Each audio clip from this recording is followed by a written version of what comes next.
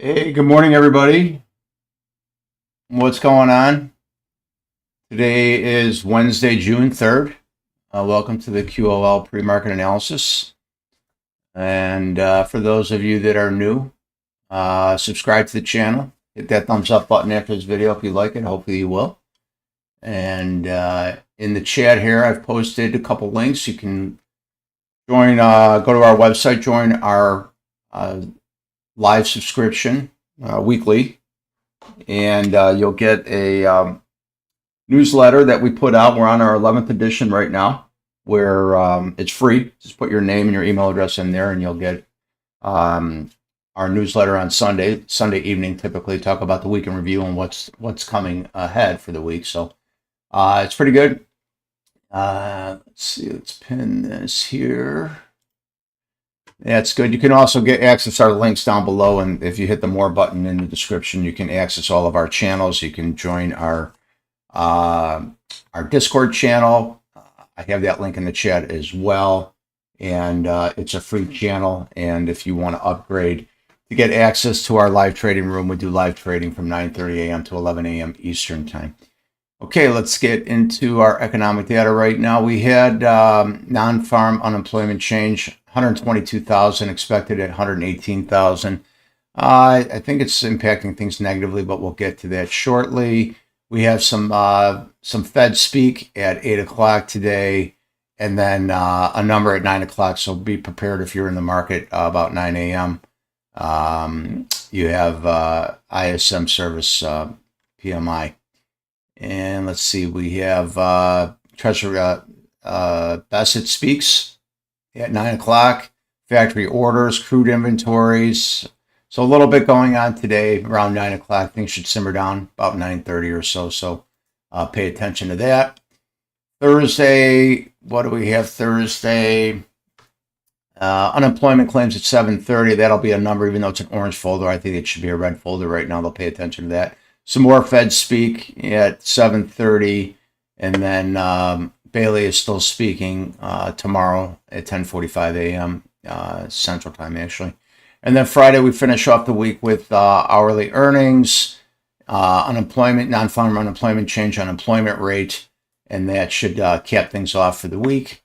And then again, we have focus on Iran right now. I thought I saw something today that Iran agreed to for no nukes, but we'll see how that impacts the market. I think that once they have a deal, I think that's when you're going to start to get some little sell-off in our marketplace, kind of like buy the rumor, sell the news, right? Let's see what we got up here. Actually, there is something posted here. Iran has agreed they will not have nuclear weapon. Podcast interview. Okay, well, we'll see if that's true or not. So we'll see how the market responds to that. Okay, let's get into things. Again, if you're new to the channel, subscribe to the channel, hit that thumbs up button, like this video. We are looking at the VIX right now. The VIX is starting to elevate a little bit. Still got a little gap up here from earlier this week, so we'll watch that.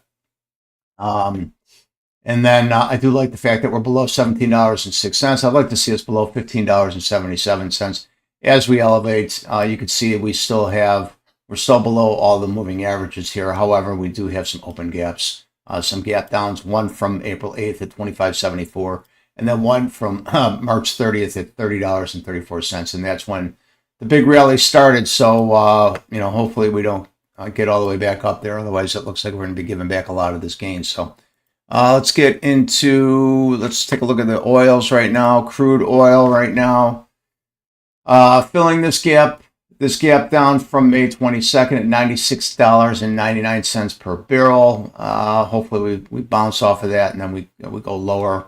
We want to see oil down here, down at $87.42, maybe even down to the 100-day moving average at $84.45 or $84.45 a barrel would be ideal there. Let's take a look at Brent, which is impacting everything in Europe. Still have a gap down here from May 22nd at 103.58. Probably has to fill before you get a little pushback on the downside right now. So I think that once everything is cleared and the straits are open, I still think it's going to take some time for oil to calm down because there's still there's going to be some shortages in my opinion on things. So anyways, let's get into the broader markets now. We'll start with the ES like we always do. Where are you, ES? There you are. Levels haven't changed, people. All-time high 76.32.25. Like to get these pullbacks. If we lose this 75.70, 75 level speed zone down here, I think we quickly come down here to this 750, 75.40 level, and then below that you've got a 75.17 level, and then also it sits just above this 161.8% Fibonacci extension at 74.85.94, and it's also sitting just above the 20-day moving average at 74.70 and 47 cents. So as far as upside, nothing's changed on the upside. 77.59.35 is 200% Fibonacci extension. Above that, we have a midline regressional trend line that I drew here since June 15th of 2023. So 78.51.75 is what we have on the upside there. Again, it's uncharted territory here. These are just extensions and what the market typically gravitates to based on history and probabilities, right? So let's get into now the SPY. SPY, same thing. We had a point of control that was open from the first. It got filled, 759.49. And you see how it's responding off of that. I'm not looking long on the SPYs today unless you're above the 759.49. As a matter of fact, I'd like a pullback. If we can get pullback to the 754, that would be a pretty decent long entry. But, however, pay attention to this level right here.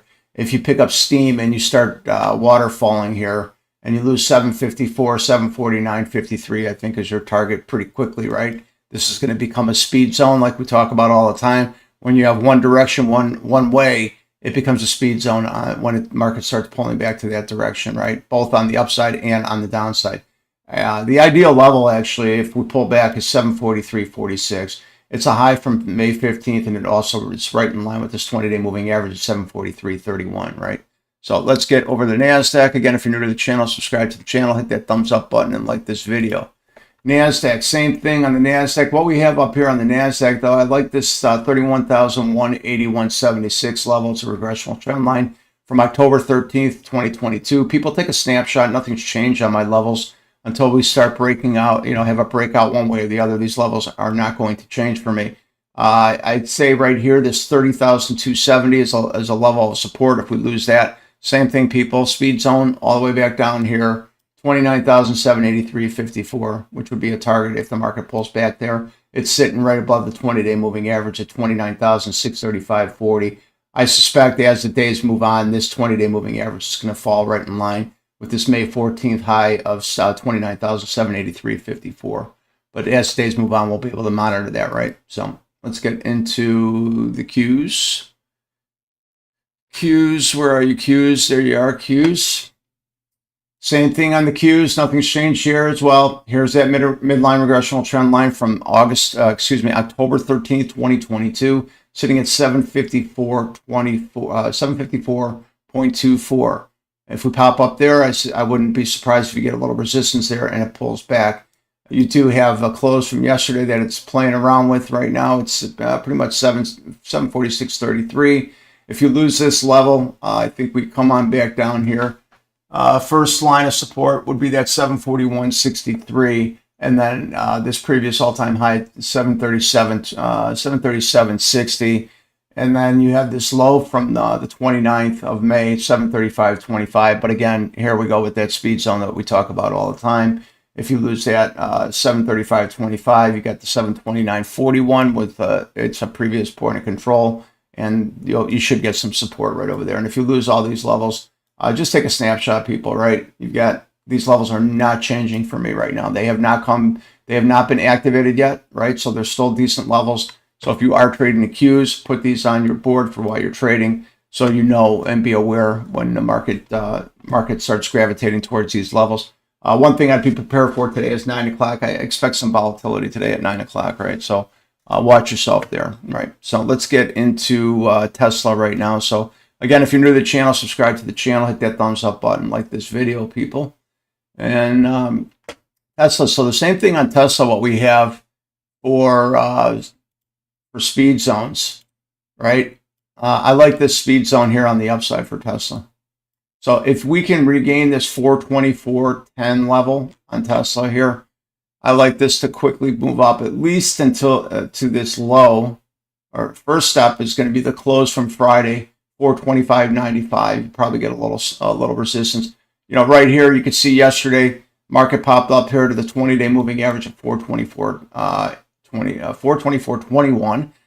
You see how it respected that level right now. So I would say if we pop back up there again, may get a little resistance, but then if we plow through it, then the speed zone is going to start to get activated, and I think then your next level you'll get up to, you know, you'll probably get a little resistance on this close at 425.94, 425.95, pardon me, and then this low from the 29th of May at 428.14 would be a decent level also for a target, and then if you can get through that, obviously you got a weekly high at 431.20, right? So this is all straight downhill. We talk about this, right? We're on a 15-minute chart.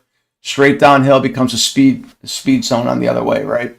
Same thing right here. Here was a straight up move, starting to become a speed zone down here. Didn't quite fill it, right? It actually got close.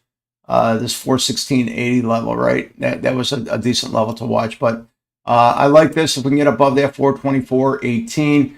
Yesterday, I spoke of this 418.35 level.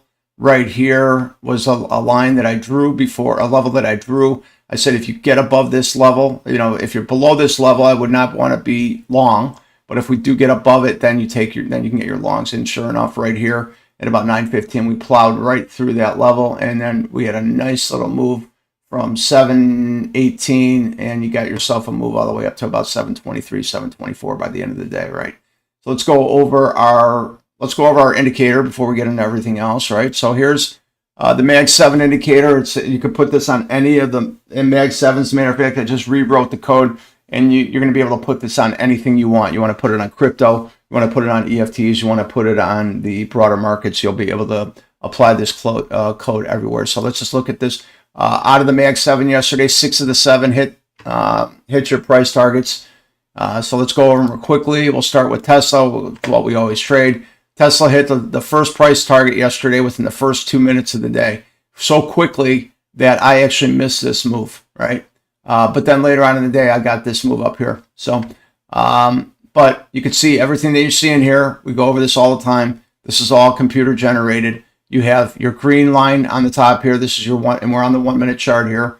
This is your high range, the high of your first 1 minute candle. Here's the low. When you break, it gives you your signal. When to get in, it's all based on levels and volumes, right? So it's not necessarily just because you break it, it's going to give you a signal, but it takes that in consideration with the volumes, right? So you broke your level here right off the bat, 417. You hit your first price target within 2 minutes at 414, $3 in the first 2 minutes of trading. If you were quick enough to get on that trade, your day is over within the first 2 minutes of trading, right? So then as the market moved, you could see right here, you got this yellow square, right? This yellow square is what I call the yellow square of death, telling you that your move, you're down, the previous move, the indicator tells you that it's over here, right?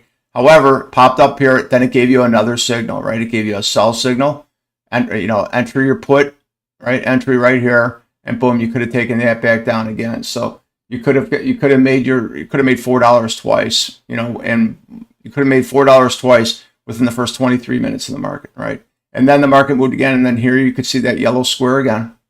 I call it the yellow square of death, telling you that your move is over.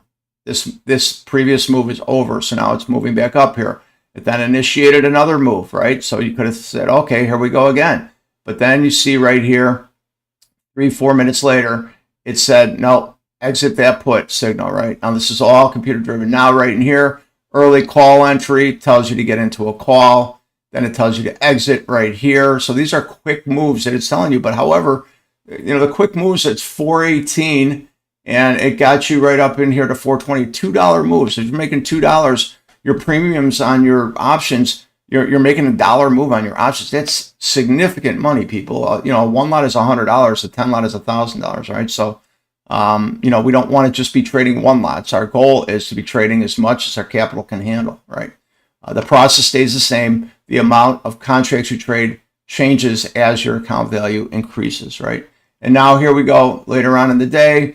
You had an early call entry. This gave you an exit. However, it did not give you a yellow square, right? It did not tell you to get out of this trade yet. So if you are a long-term trader, meaning you want to trade for you want to be in this trade for 20 minutes. I typically want to get in and out of my trades within 30 seconds to a minute, right? You could have still stayed in this trade and then it hit your price target on the upside, right? Not only did it hit it on the upside, it hit the second price target as well, right? So this long blue line is your first price target on the upside. Your dotted line is your second price target on the upside. Down for your shorts, your purple solid line is your first price target, and your dotted purple line beyond that is your second price target. This little dotted line right here is the pre-market low. This dotted line right here is the pre-market high. So people can base their trades off of that, right? You can do your break of the pre-market levels and basis trade strategy off of that, right? Here, I think we have a close. I believe that's our close level, right? And then right here is the low from the previous day, right? So is it the low or the high? Let me just double check that. Yeah, that was the low.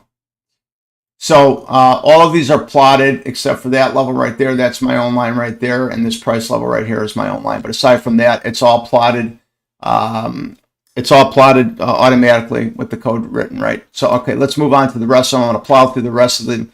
You see NVIDIA. NVIDIA hit your first price target on the upside, 849. Hit the second price target at 852. 52 minutes after the market opens, your day is done. Let's move over to Apple. Apple hit your first price target on the upside here at 929. So you made your move on Apple. If you're trading in Apple, you're about a little less than an hour there, then your day is done.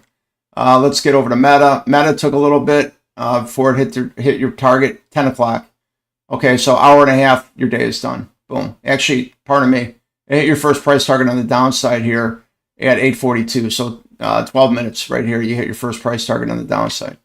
Let's get over to Google. Google hit your both price targets on the downside within the first 11 minutes. Later on, came back, hit your price target on the upside at 917. So you're in the market for about 50 minutes and you're done. Let's get over to Amazon. Amazon, same thing. Did not hit the second price target on the downside, but you hit your first price target. 843, 13 minutes, your day is done. And then later on, if you're still trading later on, 937, hour and 7 minutes later, hit your price target on the upside, the first price target. And then at 953, hit your second price target, right? So fantastic numbers. The only Mag 7 stock did not hit their levels was Microsoft. That got very close on the downside, did not touch any of your levels. However, you're getting signals, right? So you can still make your money on your signals. It's just about the price target being hit or not and being confident to stay in the trade till you hit the price target. The goal is to stay confident to hit the price target because the data that's being given back right now is 90 to 96 percentile that on the 1 minute chart you're hitting a price target. Now you have to watch your price action and you have to understand what direction the price action is showing you where the market is hitting. On the 2 minute chart, it's about a 90% win rate, meaning that every day out of 30 days, 90% of the days it's going to hit the price target, on the direction that the market is showing you, right? Okay, so anyways, that's it for the Mag 7. And now let's go into what are we going to do for today. Today we're going to trade. We're going to start off trading today's expiration date, which is June 3rd. And I'm going to start with the 425 calls. You can see we're below 419 right now, 420 actually. So I may change this to the 420. We'll see how the market responds when the market opens up. So I anticipate if I start with the 425 calls, these are probably going to open up maybe mid to high twos. So we'll see how that works there. And then we have the 420 puts that we're going to use. Close at $2.50 on the 56 cents on the premium. These are going to open up in the I would say maybe low threes, right? Because we're kind of hovering right at that 420. These do expire today, so you're going to have to watch it. There'll be some pretty good volume in the morning. And then if it gets too volatile, if the price swings are, they start having like these 30 to 40 cent price swings, I am going to switch my expiration date to Friday, right? Anyways, that's going to be it for today. So again, if you're new to the channel, subscribe to the channel, hit that thumbs up button, like this video, and then also join our Discord community. It's a free channel, and in the channel, you'll get the link to every morning pre-market analysis of where you are right now. And then there's also a levels channel where if you want me to go over any supply and demand levels for you, I'll be glad to do that. I do not do any penny stocks, however. And then also, if you want to upgrade while you're in the Discord channel to our trading desk from 9:30 a.m. to 11 a.m., we do live trading. I trade at Tesla options. I answer questions. I talk about when I'm getting in my trades, where my stops are, what my take profit I'm shooting for. And then, it's a good opportunity to help me with questions, any questions you have. Also, if you want to try it out, there is one free day trial with, no worries about money. Aside from that, there's a monthly fee for that subscription. So hope to see you in there. If I don't see you in there, everybody. Also, a reminder, I will not be in the trade desk on Friday. I will be doing a pre-market analysis on Friday earlier than 8:30 a.m. Eastern time, probably maybe an hour earlier, maybe it could be 7:30 a.m. Eastern time. So I'll give everybody more information on that tomorrow. Aside from that, have a great trading day. Watch yourself at 9 o'clock. We have some numbers. Keep it light and try to make your money early and get out. Enjoy your day, people.